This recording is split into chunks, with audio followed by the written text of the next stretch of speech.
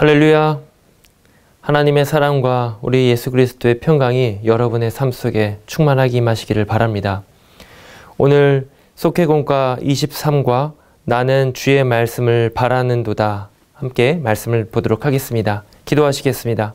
하나님 아버지 감사합니다.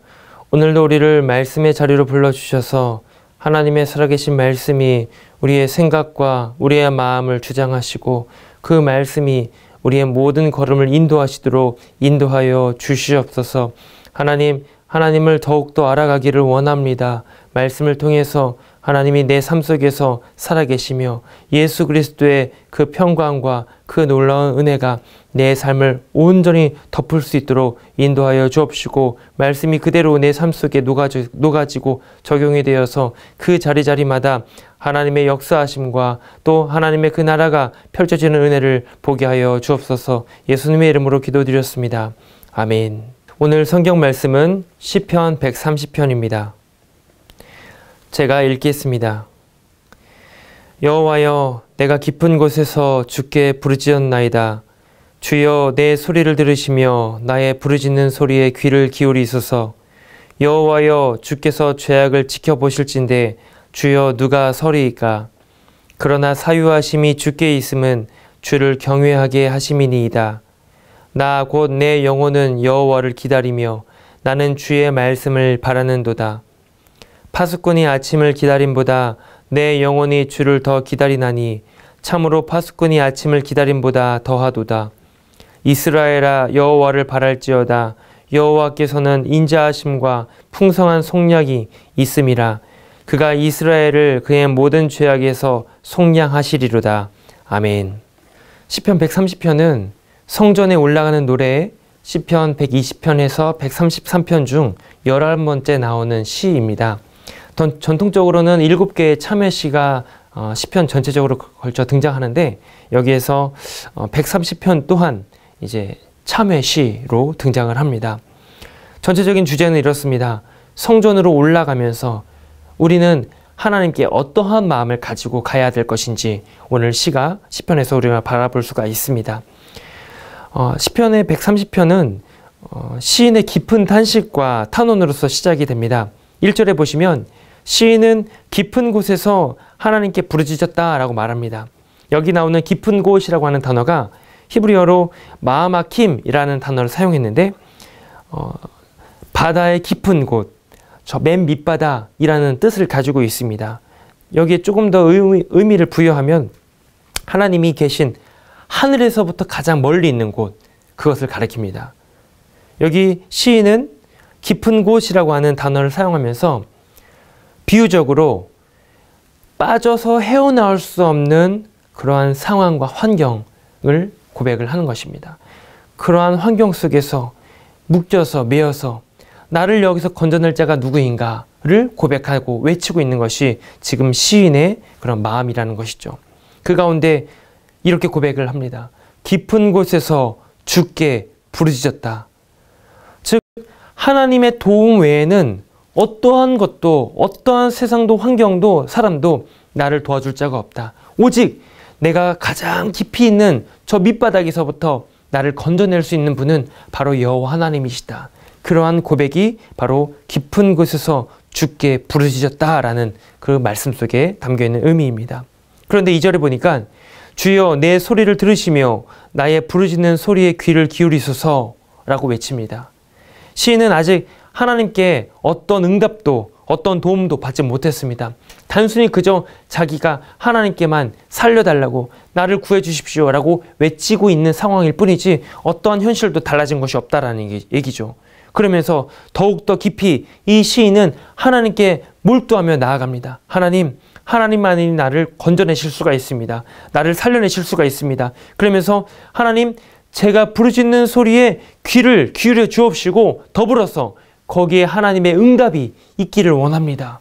이 자리까지 나아가는 것이죠. 그러면 이 시인이 부르짖고 간구하는 이유는 과연 무엇일까요? 그것은 바로 죄 때문입니다.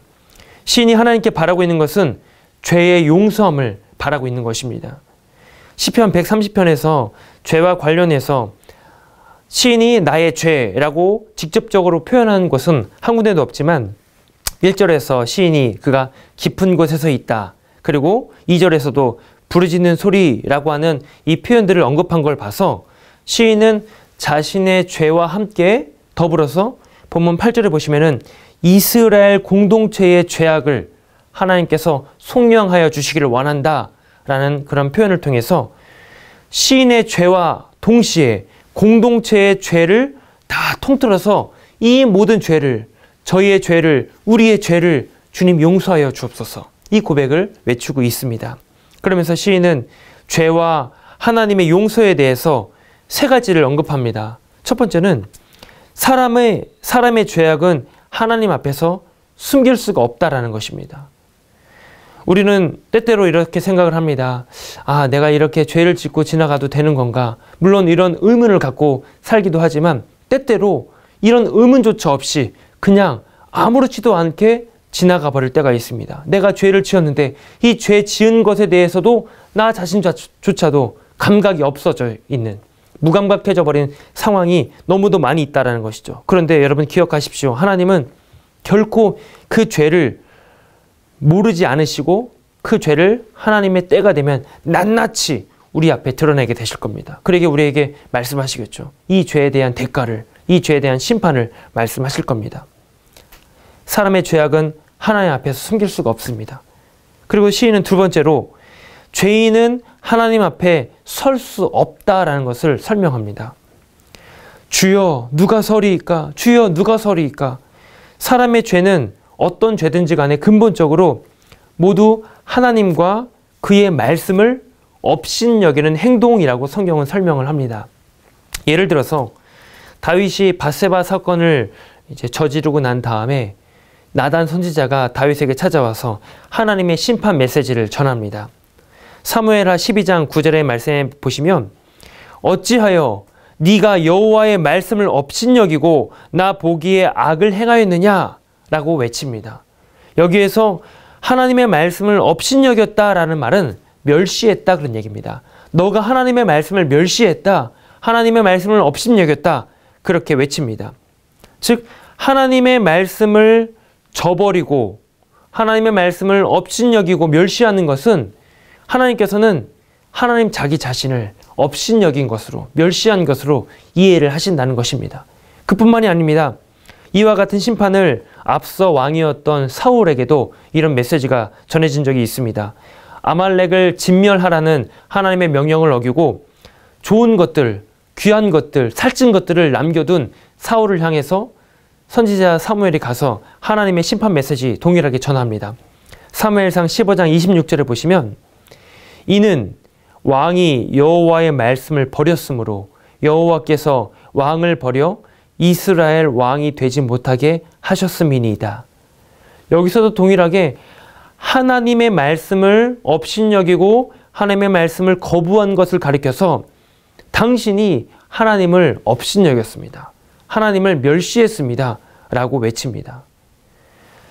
그러니까 항상 어느 시대든지 간에 타락은 어디서부터 시작이 되냐면 하나님의 말씀을 버릴 때, 하나님의 말씀에 귀를 닫고 눈을 닫을 때, 하나님의 말씀을 업신여기고 멸시할 때 바로 거기에서부터 그 시대는 타락이 오고 암흑과 또 흑암으로 들어가게 되는 것을 우리는 기억해야 될 줄로 믿습니다. 사사기 시대든 열왕기 시대든 백성들이 하나님의 말씀에 대해서 눈을 닫고 귀를 닫았을 때 항상 어김없이 그 자리에는, 그 시대는 흑암이 펼쳐집니다.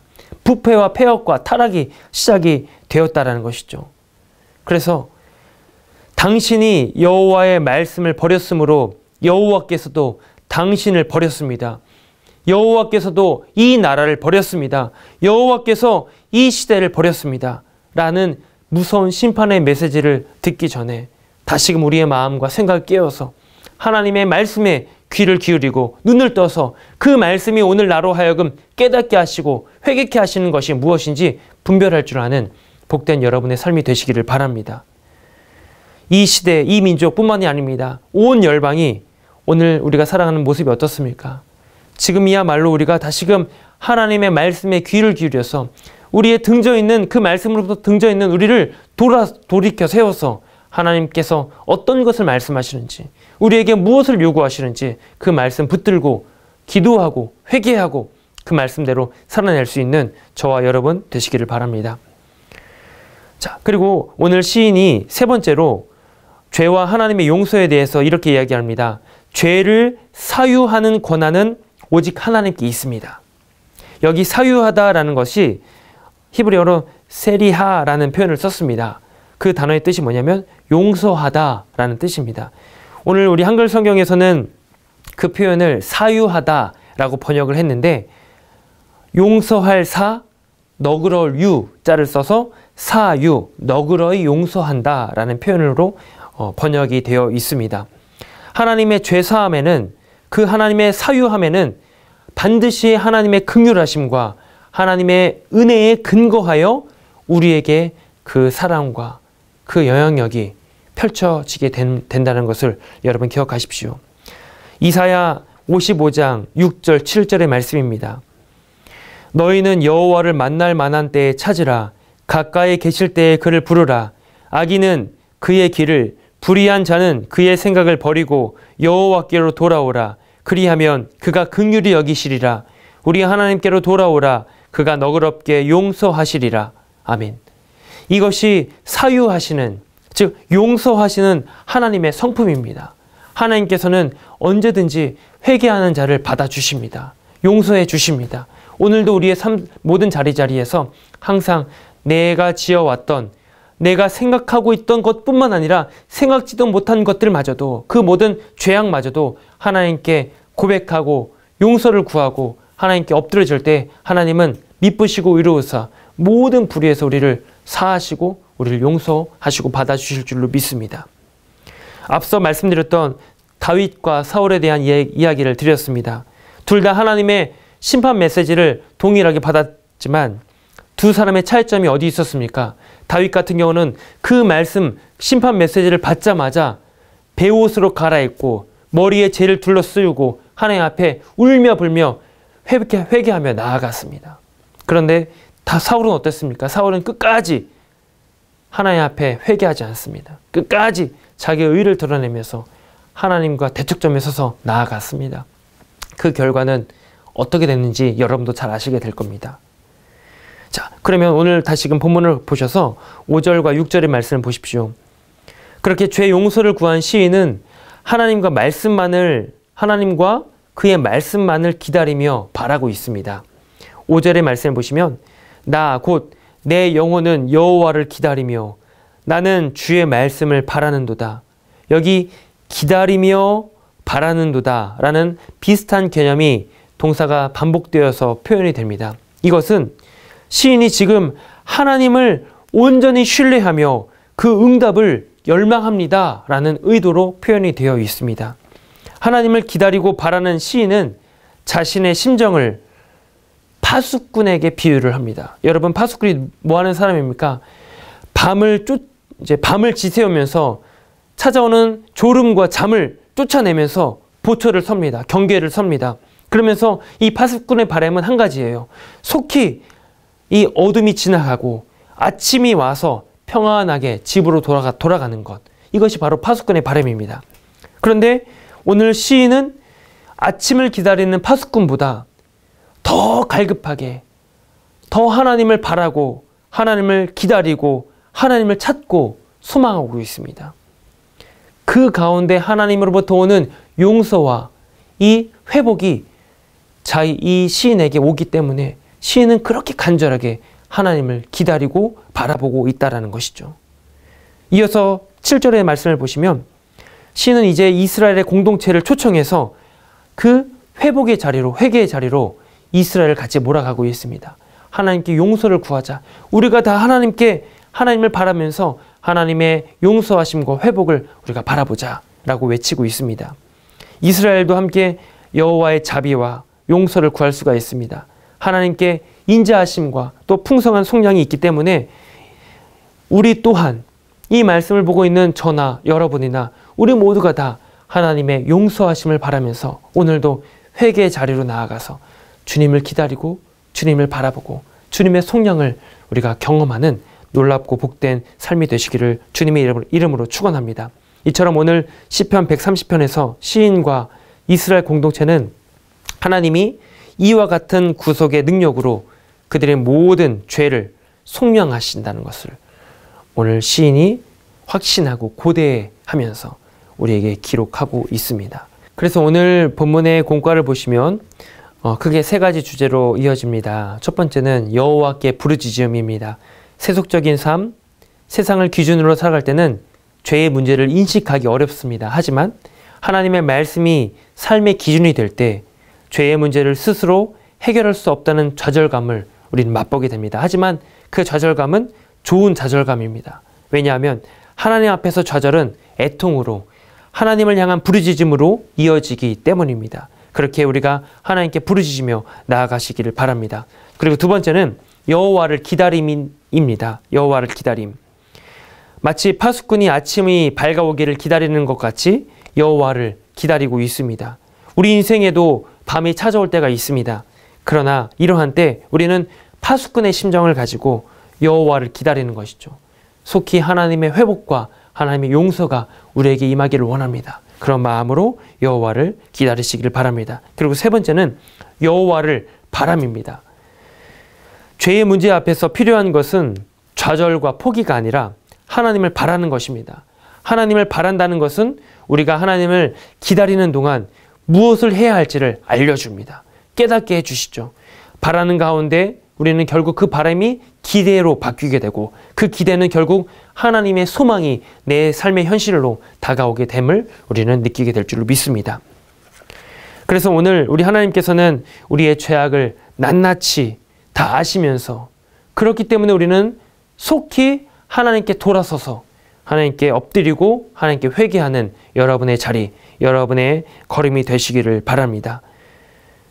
사방으로 둘러싼 적들로 인해서 두려워 떠는 이 파수꾼에게 아침은 곧 희망이면서 생명이듯이 하나님의 용서만이 시인뿐만 아니라 오늘 이 말씀을 앞에 서 있는 여러분이나 저나 동일하게 그 어두운 영혼으로부터 우리를 밝은 빛이 되시는 그리스도께로 또 하나님의 영광의 자리로 우리를 인도해 가실 줄을 믿으시기를 바랍니다.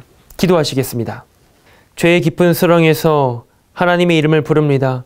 하나님께서 하나하나 죄에 대한 책임을 물으신다면 주님 앞에 설 자가 없사오니 주님의 긍휼히 여기심과 그 자비 아래 덮이는 저희가 되게 하여 주시옵소서. 오늘도 하나님의 말씀을 사랑하며 그 말씀을 찾기에 갈급한 마음을 주셔서 하나님을 더 깊이 알아가게 하여 주옵소서. 개인의 회개와 함께 나라와 민족을 끌어안고 주 앞에 회개하게 하시고 죄에서 우리를 구속하실 예수 그리스도를 온전히 바라보며 기대하는 저희가 되게 하여 주옵소서. 제35회 호렙산 기도회를 통하여 하나님께 더 가까이 나아가길 원합니다.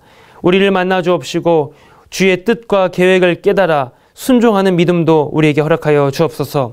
하늘의 뜻이 이 땅 가운데 내 삶 가운데 이루어지는 역사를 경험하게 하여 주옵소서. 예수 그리스도 이름으로 기도하옵나이다. 아멘. 하늘에 계신 우리 아버지여, 이름이 거룩히 여김을 받으시오며 나라의 마옵시며 뜻이 하늘에서 이루어진 것 같이 땅에서도 이루어지이다. 오늘날 우리에게 일용할 양식을 주옵시고 우리가 우리에게 죄 지은 자를 사하여 준 것 같이 우리 죄를 사하여 주옵시고 우리를 시험에 들게 하지 마옵시고 다만 악에서 구하옵소서. 대개 나라와 권세와 영광이 아버지께 영원히 있사옵나이다. 아멘.